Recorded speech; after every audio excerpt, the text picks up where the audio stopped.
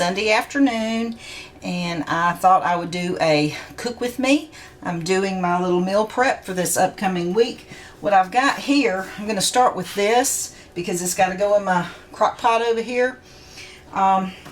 This is a pork butt roast that I got a while back. I've had it in my freezer for a while, and it was, I think, 98 cents a pound at my local Ramey's. So you can't see what I've done here, but I got a steak knife and just kind of went all Norman Bates on this sucker, just stabbing all over these slits. Now this is partially thawed, but it's still frozen in the middle. But I've got slits all through it, and you can't see them on this side, but when I flip it over, I think you can see it better on the other side, which is the fat side. So what I'm going to do, I'm going to start with some salt. Let's go with the kosher salt. Now this is a big thick roast, so I need to add lots of salt. So I'm just going to pour this kosher salt in my hand, and I'm just going to rub it over this and try to push some of this salt down into where I put that knife in.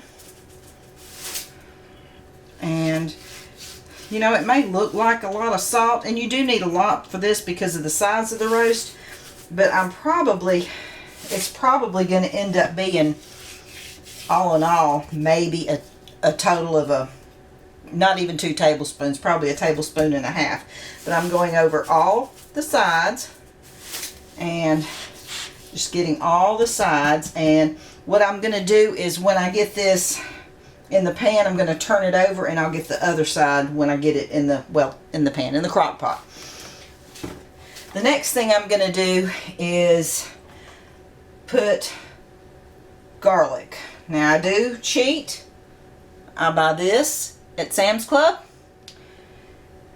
and I'm just gonna again rub this all over the outside and push in so that it gets in these little slits that I know you can't see them, but they're there. But I'm just gonna do that on the sides. So I've got the outside salted really well. I've got the garlic on the outside and rubbed in. Now I'm gonna put it in the pan, and I'll show you what I got. Alright, I have now got it down in the crock pot, and it's sticking up just a little bit over here, but that's okay. As it gets, you know, as it gets all cooked down, it'll start probably within the next hour. That will have dropped down to all of it within the crock pot. But if you look here, let me try to get you closer. If you see right here, these are the slits where I took my knife and just put it in and rocked back and forth, and that's what I did on the other side too. What I'm going to do here is the same thing. I'm just going to salt this side and rub it down, put the garlic down in there, and try to get it into that. Alright, I have switched to my little handheld camera because I'm not sure which of my batteries are charged or not on the big camera. But anyways, I've gotten this side rubbed down with the salt, and I put the garlic all over it. And the last thing I'm going to do is put some lemon juice on it and just kind of dribble it over. I want to be careful because I don't want, I want the garlic to stay where it is, and some of it's going to, fall down. But just little drops. Okay, now that's going to be enough for now. I can check it later. But I'm just going to put the lid on this thing, and I think I'm going to move it to the other side of the stove so that I can use this counter area. Alright, be right back. I've now moved my crock pot to the right of my stove, and I've got it going on high. And I'll probably leave it on high for at least 3 hours, and then we'll just see how it is. I may cut it down to low, or I may leave it on high all afternoon. But I got plenty of other stuff that I need to be doing. Now, I pulled out this Great Value premium sausage, and I've got it. It is thawed, and It's now out of the refrigerator. I'm trying to get it to room temperature because I will be making some cheesy sausage balls later. So I'm just going to leave this on the counter because it's easier to mix up if this stuff is close to room temperature. Okay, the next thing I'm going to do is get some boiled eggs going in my Instant Pot. So let me grab what I need. So now I went out. I keep this box of eggs that I got at Walmart out in my garage, and let's see. I think I'm gonna do about a dozen. Let's see. Let me get some out. And what I've got down in here is I've got the trivet and about a cup of water in the bottom. And this is just the standard way that I always do my eggs in the Instant Pot. So I'm going to do a dozen eggs in the Instant Pot. And again, on the trivet, and it doesn't matter. I just pile them in there. I have done, shoot, I think I've done probably 22 or 23 at a time. The more I do, I just pile them up. And so what the next thing is just I close it down.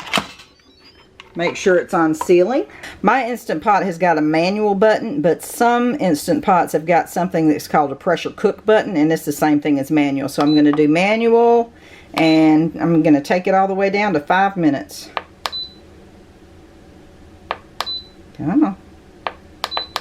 Okay, so it's 5 minutes, and it's going to, when it comes to pressure, it will start counting down for the 5 minutes, and then I'm going to leave it to natural release for 5 minutes, and then I will turn this back to release, and the steam will come out, and I'll put them in an ice bath for about 5 minutes. So it's 5 minutes to cook it under pressure, 5 minutes of just letting it go, and then 5 minutes in an ice bath. This is about to come to pressure. When it comes to pressure, that pin right there is going to pop up. There it is. The pin has popped up. So this will shortly start counting. It'll start at 5 minutes and count down. And I've got this at an angle so here's my upper cabinets, so that when the steam comes out, it won't hit my upper cabinets. It'll kind of go that way. So we're just going to let those eggs go on, continue on. Alright, it has gone off. It has counted down the 5 minutes, and it is down to 0. Now it's going to start counting the other direction and count up 1, 2, 3, 4, 5 when this gets to 5 minutes since it's done. I'll then flip this and do a quick release. The next thing I'm going to do is cook this 1 pound package of Members Mark bacon, and I'm going to cook it in my Instant Vortex here, and I'm going to do it in the rotisserie basket. So let me show you what I do. First, I've got to cut this in half. I have always done this. I have always, ever since I first started cooking bacon, just cut these pieces in half. So let me do that, and I'll show you what's next. Okay, as you can see, I have one piece at a time pulled this bacon out and just kind of layered it in this rotisserie basket. Because there's that thing on the bottom, I just put a little mason jar under there so that I could stand it up and pile my rotisserie basket up. So now I need to get my Instant Vortex going. So I want to air fry, and I want to rotate. No, you're not ready. So I want to air fry, rotate, and the time I want not that high. I want 22 minutes. So 22 minutes on air fry and rotate. Now it's going to warm up. And then let's see, is that the temperature I want? Let's see. Okay. So I'm doing it at 380 degrees for 22 minutes. I've got air fry selected and rotate selected. Now it's going to warm up, and it will beep at me when it is time to put the basket in. So while I'm waiting, I'll just Put the lid on here, and it's just ready to be loaded in. Alright, the eggs are done. I'm just going to do, see, not a whole lot came out because I did that natural release. So that pin's going to drop, and let me get a bowl of ice water because I got to drop my eggs in it. I got my bowl of ice water here, and I'm going to take the lid off. And there's my eggs.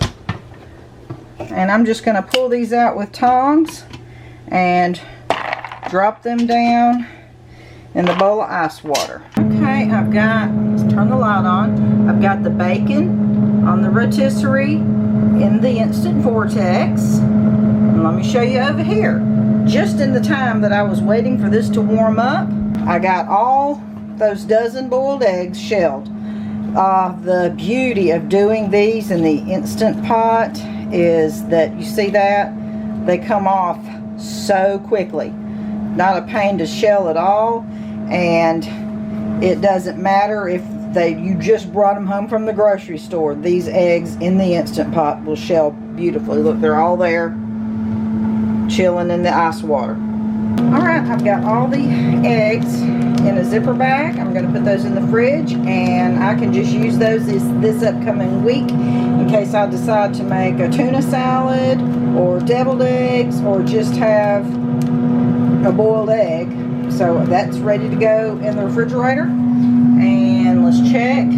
Our bacon is rotating around. And see, I've got this tray in the bottom, so when it's done I can pour it into my bacon grease jar that I keep in the fridge. Next up is going to be these cheesy sausage balls. This recipe is in the Southern Keto Cookbook by Natasha Newton, and yeah, this is a really good recipe. It just calls for almond flour, a little baking powder, some grated sharp cheddar. I grated it up, and the bulk sausage. I'm gonna use my mixer and mix this up real quick. And here we go. The bacon is almost done, so I'm going to pull the bacon out, mix up the sausage balls, and I'll be right back. I dumped the bacon out onto this paper toweling, and I'm just blotting off the excess bacon grease that's on the top, and I'm going to let this sit here and cool before I bag it up and put it in the fridge. Alright, here is my cheesy sausage balls all mixed up. I did think it needed a little bit of heavy whipping cream to just kind of make the mixture come together, so I put just a couple of little splashes, probably no more than 2 tablespoons I added to this recipe. But now all I'm going to do is take this. I love this thing because I don't like rolling these balls, but this makes it so easy. You just, let me see if I can get one here. Alright, I just scoop it up and put it down. And all I did here, I just got a big sheet pan and put some tin foil down and coated it with a little olive oil just to make sure nothing sticks. So I'm just going to keep scooping out these sausage balls, and then I'll get them in the oven. Okay, I ended up getting 74 cheesy sausage balls out of this recipe. I'm going to put this in my oven, and I'll come back and check on it in about 20 minutes and see what they look like. Alright, there's my bacon all bagged up and ready to join the boiled eggs in the refrigerator.